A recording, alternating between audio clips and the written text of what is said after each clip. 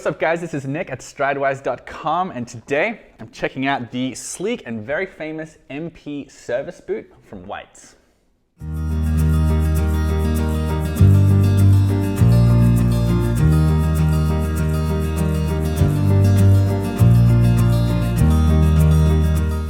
So Whites is a Spokane-based company, although their roots are in West Virginia, where Otto White's dad and grandfather used to make corked boots for loggers before the Civil War broke out. Then in 1902, they decided to move west to Spokane with the goal of making the best boots in the world. Now, they're very well known for their smoke jumpers, which are these really intense, tough boots that are designed to be worn while fighting fires. But they've also got a few lifestyle options, and of those options, the MP service boot is definitely the most popular. So let's take a closer look. All right, so let's take a look at this boot. This is the MP service boot. MP stands for Military Police, and I got these in the cinnamon waxed leather, which is a really popular variety of this shoe, although it is available in a few other leathers that I'll talk about a bit later on. And yeah, it's just got its really nice classic appearance to it. It's not too thick, it's not too thin. This is a single celastic toe box, which means there's an insert in there to help the toe box keep its shape. And like, it's got a really good classic look to it. You know, when you put these on, you feel like you've been transported to a simpler time in men's footwear. These are handmade and hand sewn and hand lasted and hand welted and hand bottomed, all of which contributes to quite a pricey boot, which I'll talk about a little bit later on as well. But yeah, just generally speaking, it's also very tough as well. It has a slightly slimmer silhouette that I mentioned, but that doesn't mean that it's not a particularly tough boot, you know? It's got triple stitching along the vamp, quadruple stitching along the vamp actually. It's triple stitched on the counter, quadruple stitched here, quadruple stitched along the toe cap, and the leather itself is pretty thick as well. It's a good 2 millimeters thick, especially up here around the tip of the shaft. You've also got these nice day-night soles, which are pretty characteristic of more expensive boots. It's a really nice compromise of sort of durability and comfort, shock absorption, all those things. So while it might look a little bit like a daintier Iron Ranger, this is actually an exceptionally tough shoe that is also a bit slimmer because it has this really interesting construction that does an exceptionally good job of conforming to the natural shape of the foot. But I'll talk about that in the fit and sizing section later on. For now, let's do a deep dive on this leather. So this boot is available in 9 different leathers right now, including a few Chromexcels. There's even a burgundy Chromexcel, which I briefly considered getting, but I felt like getting something a bit different from all my Chromexcel boots, so I went with cinnamon waxed flesh, which is a really popular variety and beloved by everyone on Reddit. I do want to emphasize that the picture on their website makes this look a little bit smoother than the boot you ultimately get. This is like a bit more mottled in its appearance. And like, I've called leather waxy before, but this is very, very waxy. Both the boots and the laces literally smell like a candle, and they are a little shiny when you wear them in the sun. So that combined with this relatively light brown, it's a pretty interesting look. It's different, you know? It's definitely not Chromexcel, but a lot of guys really love it. It's quite different to what you normally see, especially because this is not rough out leather. Another upside to this like sort of mottled appearance is that scratches don't show up quite as much as you do with something like corrected grain Chromexcel or something like that. And this layer of wax does help to protect the boot against the elements as well. Now, this wax can indeed wear away, so if you want to prevent that from happening, you actually want to make sure you don't condition them too often. You don't want to keep the leather too oily, definitely no more than once a month, depending on how often you wear them, how much damage they take, stuff like that. When they get dirty, it's a good idea to use saddle soap to get rid of the dirt and the muck and the grime. If you don't want to do that, you can probably just use water and a rag, but it is important that you don't let like dirt sit on this for too long. That can sort of mess with the finish, and just generally it can like get into the stitches and just overall contribute to a shoe that doesn't last quite as long. Now when it comes to actual products to use on these, Whites makes it pretty simple because they make their own products. They've got a boot oil and a boot preservative. The preservative contains beeswax, so that will do a better job of protecting the boot against like mildew and sea salt and probably water as well in general. Whereas the oil is going to do a better job of softening the leather if that's the sort of look you're going for. But in any case, again, don't condition them too often, definitely not more than once a month. So the Outsole is day-night, which is very common in pricier boots. It comes from an English company that's been making it for about 100 years, but it performs really well. You'd swear some NASA scientist had just invented it or something, but it's a medium density rubber that is a really good mixture of grip and flexibility, durability, shock absorption, all while maintaining a pretty low profile that makes it welcome in both dress and casual boots. Some people complain that they're not quite soft enough to stand in all day, these shoes. If you're using them as work boots, maybe. But as a compromise between all those qualities I mentioned, I'm a pretty big fan of this day-night outsole. Now when I spoke to Whites, they described the shoe as hand welted and hand sewn, which is responsible for the higher price. While Goodyear welts are done on a machine, this is all made by hand. That's what they tell me anyway. And it's equally as easy to resole a Goodyear welt as this to resole this shoe, which is nice. So it's got the Dana outsole, leather midsole, and leather insole. And there's a leather shank, which is interesting.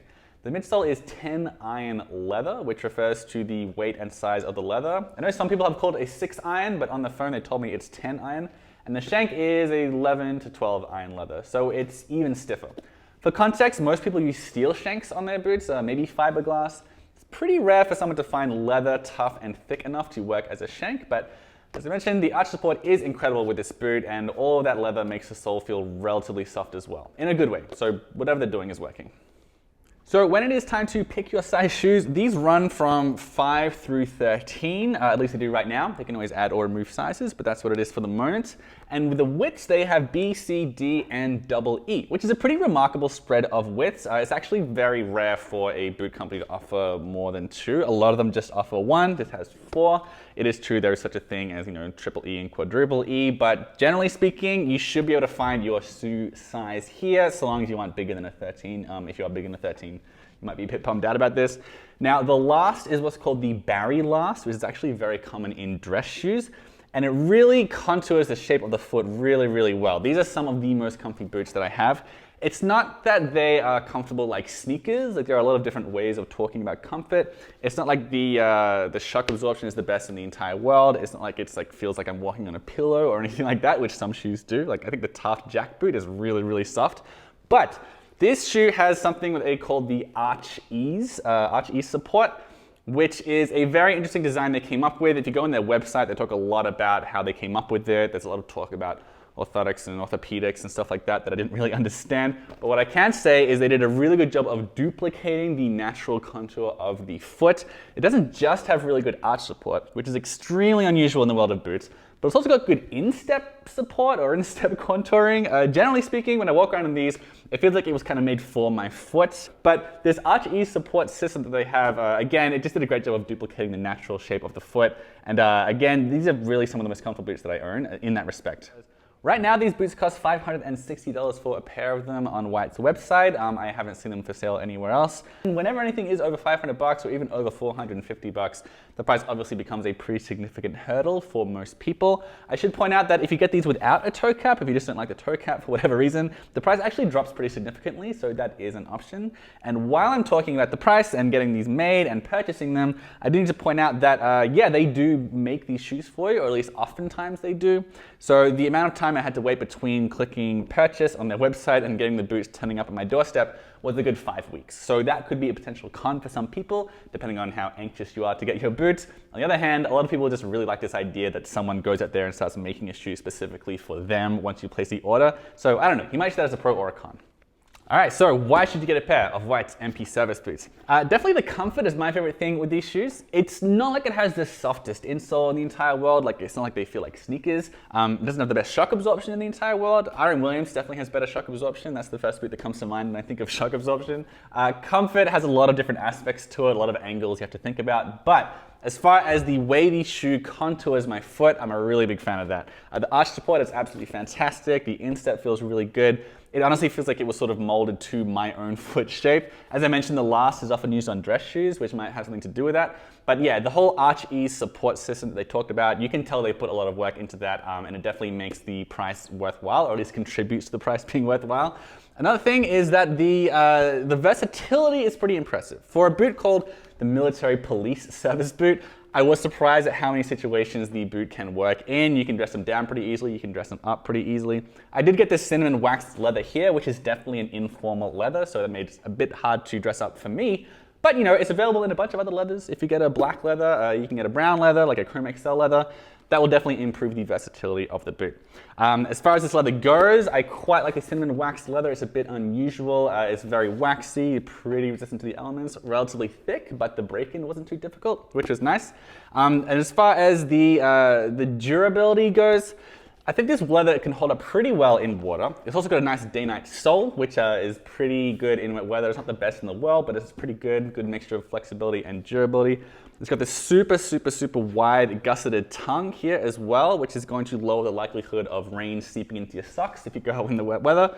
And finally, the QC is really good. The quality control is very solid with this pair of shoes. There won't lose threads. The stitching is all nice and evenly spaced, so that adds another layer to the aesthetic appreciation of this boot. It's a good looking shoe. Now, there are a few reasons you might not want to get a pair of White's MP service boots. Definitely the price, that's going to be the biggest hurdle for most people, and justifiably so. These boots are approaching $600 in price. Objectively, that's a lot of money to spend on a pair of shoes. That's going to put a lot of people out of the running, and that's totally fair enough. It does take a good 4, 5, maybe 6 weeks for these to get made and arrive at your door. That could be annoying, especially if you just suddenly realize it's fall time, you want to get a pair of boots for the season, then they arrive when fall is already half over, stuff like that. That could be annoying for some folks. The welt is 270 degrees. Some people get bothered by that because it could potentially affect water resistance just a little bit, and especially when you are buying boots largely because they are very tough, like these shoes are. That could be annoying, although again, as I mentioned, some people will find it more aesthetically pleasing to have a slimmer silhouette around the heel. And there are a few just little other things that were a little bit annoying. There are no speed hooks at the top of the laces here, so they're a bit of a pain to get on and off. And also along the laces, they tend to bunch up and fold along the foot. So it makes them look like they don't really fit me that well. They're a little bit too big. When in actual fact, these fit me better than almost any of my boots that I own. So that was probably the most annoying aesthetic quality for me personally. All right, so those are my thoughts on White's MP Service boot. For the full written review where I get even more nitty gritty with all the details of this shoe, just Google Stridewise and White's boots. That should turn up. And make sure you subscribe as well, because I have a crap ton of boot reviews coming up.